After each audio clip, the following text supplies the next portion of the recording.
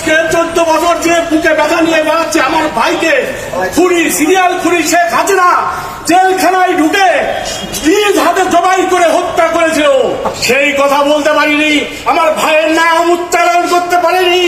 Press ক্লাবকে সহ মুখে চোখে কালো কাপড় বেঁধে দেওয়া হয়েছিল। আজকে আপনারা সেই সুযোগ এনে দিয়েছেন, সেই জন্য আজকে আমি এই কথা বলতে চাই যে আমার ভাইয়ের বিচার, আমার ভাইয়ের হত্যার বিচার চাই। শেখ হাসিনাকে ধরে এনে জন আদালতে ফাঁসির মাধ্যমে এই হত্যার বিচার শুনতে হবে।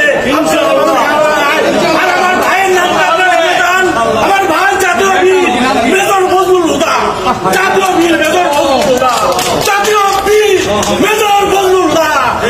মুক্তির মহান দিবস ঐতিহাসিক 15ই আগস্ট, মুক্তির মহান দিবস ঐতিহাসিক 5ই আগস্ট, 2টা আগস্ট।